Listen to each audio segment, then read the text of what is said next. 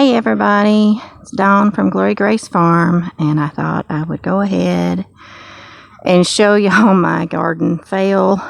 It still wasn't a total fail, but it didn't do what I hoped it would do, and I think it's cost me some time being extended with my tomatoes. But you learn and you move forward, and next year will be better. You'll just have to ignore my tall grass. I haven't got my weed eater out and finished weed eating yet around the garden area. I bought some string for it, but it's not the same quality as what came with it, so it's not working very well. And I've got some more from Amazon that I'm getting. That's the actual size that came with it. But you can see corn's all gone, all dried up. We got enough, that we were able to put some in the freezer. So for the effort that was put into it, I'm happy with the payoff. We ate some fresh, and we've got, like I said, other bags put in the freezer from just that little bit. Most of it we didn't even get a harvest off of. They kind of got stunted and didn't really do anything. I know I did have a raccoon coming and trying to pull over some stalks here and there, but I think they even realized it wasn't worth it, so they didn't even keep trying to turn over stuff. So I've got to finish getting it pulled up. And then we'd eat this whole section. You can see some of the cherry tomatoes still, but the failure part is these posts. I hoped they would work, but I should have known they wouldn't work. You can tell blight and things is already getting to the plants, plus the heat. We've had a lot of just hot, dry weather, and it's really been a struggle to keep things watered because of just not having the strength myself to do a lot outside lately with the different health issues that I've talked about in the past. You can hear the ducks in the background. They're like, oh, she's out. It's time for supper. But I wanted to show you guys this before I got to doing my evening chores. But these I tried using grass twine because I thought, that's what I should use. But it just started breaking and shredding and snapping, and so it didn't hold up anything, and this sticks back up straight again. But then you go to these that are still kind of attached to them, and they're leaning. I've got to pick this evening, so I've got more that are ripe. I've been picking almost every day, but you can see this one's totally bent over, and I'm hoping that with time I can lay them back out in the sun and they'll straighten back up. You can see the weight. It amazed me. I was mistaken when I ordered the yellow plum tomatoes, or yellow pear tomatoes, sorry. I thought they were a larger tomato, but they're like a cherry tomato. They're really good. If you like low acid tomatoes, they're really good for the size, meaty cherry tomato. And they're not as tart and everything. They're more sweet. And my mom, at first she didn't like them, but now she's like, those are really growing on me. And my aunt loves them. So I'll probably do more of those next year. But I've got a whole different plan for how I'm going to do my cherry tomatoes next year. But you can see that these just bent over with the weight of the plants. And they've hung on. I mean, it's been a couple of weeks since this started happening. And the plants have hung on. I mean, they've been just, even though they get bent and some places broken, they keep, living. And they fight to keep producing and let the things turn that are there. So I'm happy with that. These down here, the strings, just like I said, kept breaking. And once they got so heavy with the produce, picking them back up and trying to stand them up by myself because of, like I said, the health issues in the house have been kind of on a rampage the last few weeks with everyone not feeling well. It just wasn't happening to come out here and hold them up and run string at the same time. So it's a success in the sense that we're getting produce. You can see all the red. There's plenty to pick tonight. I've got a whole almost gallon size apple juice container that I cut the tops off of, and I use them for containers and scoops, and it's almost full. And everything. I got a little photo bomber come and say hi.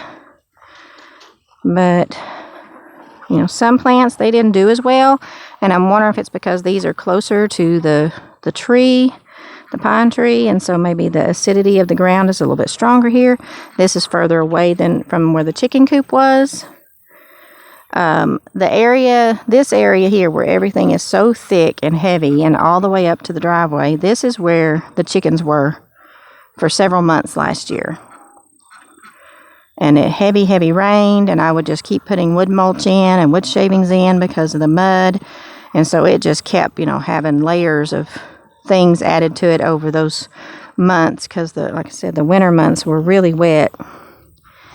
And so this was just obviously the healthiest part of the whole garden. And it just, you can tell because this is where it got so bad I had to dig trenches for the water to run out of the coop and the run that was added on. So it kind of ran down this way. And that's just where everything's done really well. My pepper plants, yes and no. I know they've been fighting the weed pressure and everything, but some of them are rotting before they're ripening. Some of them, I mean, they're definitely, if I try to let them stay till they turn red like you're supposed to, definitely not working because they're rotting first. So I'm having to pick most of them while they're green. They're not getting very big. I saw where somebody suggested topping the plants, so I did that, and they bushed out and they put out a lot, but they're just not doing what I thought they should. And you can see some of them are just kind of studded and not well, but I'm going to get my weed eater trims line ordered tonight probably. Get it maybe middle of the week. I'll be able to come in, weed eat all this down. Thinking I'm going to take my black plastic that I have and I'm going to try to tarp all of it as much as I can. If I can get it moved, I'm going to try to brace up my chicken coop and get it moved to where once I pull all this stakes up and everything, I can put them back over in this area for the winter and let them just continue to fertilize over here and try to maybe make a run that they can get out and run in during the day if we can get by with affording some poultry netting or something to that effect to make a run for them to get out during the day more and fertilize this whole area, because, you know, we don't know what next year's going to bring, if we're still going to be here, or, you know, my hope and my prayer is that over the next few months that God's going to move and we'll be preparing to, if not moving to, where the farm will be from now on, hopefully. There's a beautiful place I found on Facebook. There's a page that's called For the Love of Farmhouses or Love of Old Farms or something to that effect. And there's this beautiful place in Virginia. And I don't think much about moving out of Tennessee. I love my home state. Always been here. I mean, goodness, I've lived on the same road for the majority of my life. But I'm at the point now with waiting and going through the different trials of life and things, and to get to that place, now that we know this land is not that land, to get to that place where it will be the forever home. The boys want to have, big enough place to where they can, eventually have homes of their own built on the property around us so that we can all continue to live off the land. I'm bringing y'all over here to the wood chip pile while I'm talking. But I've got all the wood chips and everything to try to get moved if we do move somewhere else, if possible. If not, it'll just be here for whoever gets this at some point. But I brought y'all over here to look here. This is my little, just tossed out, I'm not sure if it's going to be, I don't even remember if it's honeydew or cantaloupe. That'll be the surprise of it. I just had saved some seeds in the kitchen and brought them out, and I thought they were probably too far gone, and just tossed them out in the mulch when I dug up a little strip, and they're putting out. So I'm hoping they'll have to. Oh, look, there's a baby squirrel. There's a baby. So hopefully it'll have time to get ripe before the weather changes too much. And we've got the watermelon. I can get over here without falling and breaking my neck. Down here at the end of the corn. Just a little tiny thing. It's not really gone crazy, but it's growing. Hope something don't eat all my buds off. I thought I had more. There's some blooms.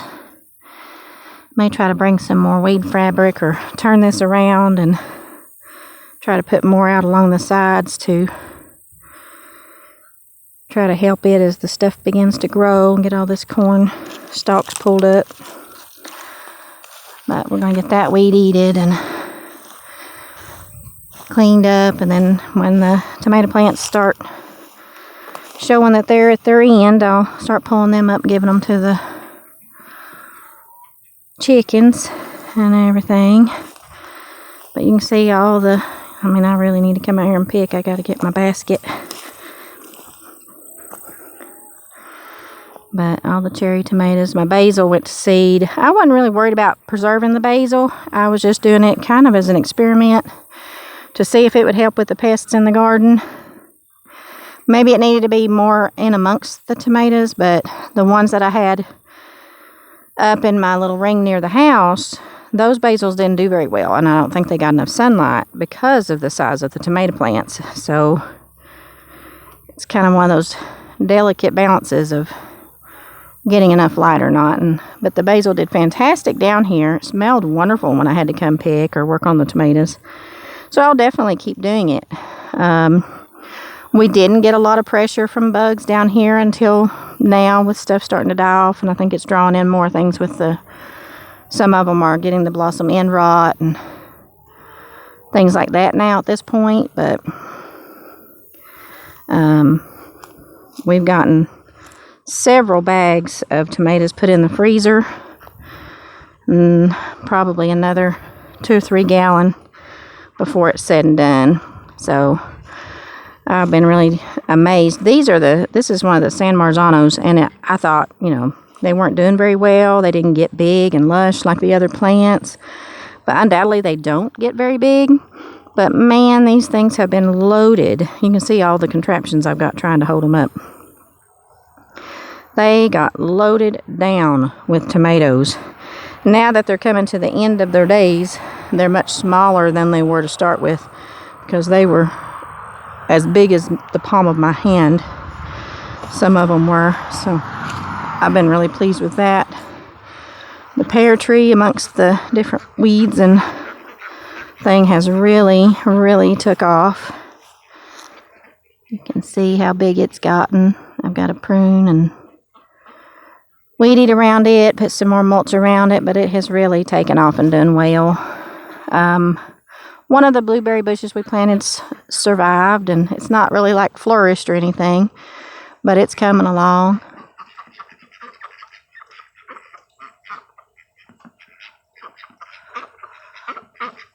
Sorry, I got quiet because it sounds like I hear a beehive.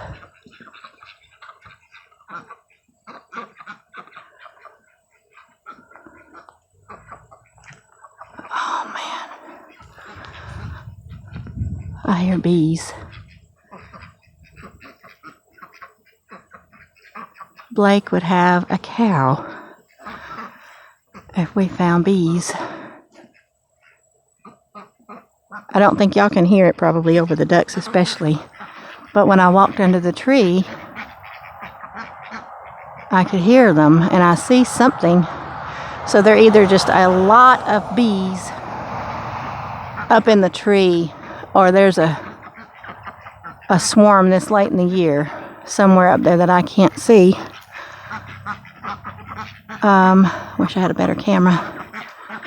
It's just my phone. Every now and then you can see one fly by, but I can hear them buzzing. It's so loud.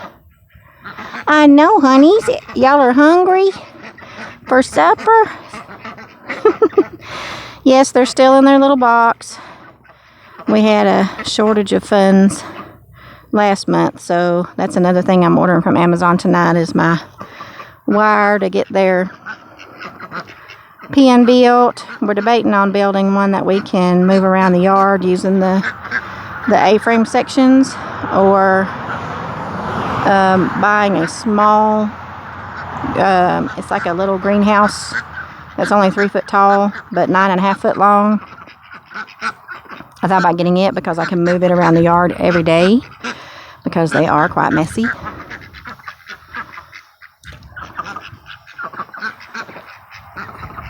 So I think I will go in and get my essential oil for the bees and maybe try to put it down on the limb that we can get to, just in case we happen to have a swarm over here somewhere. Blake, I can't even tell you how thrilled Blake would be, because I definitely hear them. But I'm sorry it's been a while since I filmed. I was kind of down on myself because of the failure of my stakes, and that God had blessed me with these beautiful plants, and here I haven't been able to maintain them properly. And so I kind of got down on myself for a bit. I'd come out here and I'd work as I could and water as I could and things, but it just made me sad to come see the shape of things, and I definitely didn't want to share the shape of things with everybody, but I did, and we all make mistakes. I understand that, and then next year will be better. I plan on having either the cattle panels or the better stakes, something that will work for the area that I've got. I may do the rows the opposite direction next year to where it's more level and then slopes down. Instead of having them, I thought it would be good to go with the slope, but it made things difficult to stake because of the unlevelness. So we'll just have to see what next year brings and the provision that God provides. And I guess I don't want to show you right now because I think they're out there, and I was going to take you back and show you how big the house has gotten that they're building behind me. It's massive. But I think they're out there playing with their kids today, so I won't do that. But the chickens are ready to eat. The ducks are ready to eat. So I guess it's that time. They're hollering for supper. So we will see you when we see you. I'm debating on whether I want to try to even start a fall garden or not. Somebody posted about using the cucamelons in leftover pickle juice from your jars of pickles, and so that made me kind of curious about doing that and trying to see if I had time to finish out some cucamelons, because I never did get those planted this year for the spring garden. So we'll just see how things go. But I want to wish y'all a great holiday. Remember to keep the coastal states in your prayers and the Bahamas in your prayers. The people are facing possibly a very, very devastating storm. And we need to keep everybody in our prayers and our thoughts. We know who the peace speaker is. The winds and the waves obey his will. So everybody just keep your prayers up that his will be done and that he keeps everyone safe. God bless. Have a great day. Dawn from Glory Grace Farm.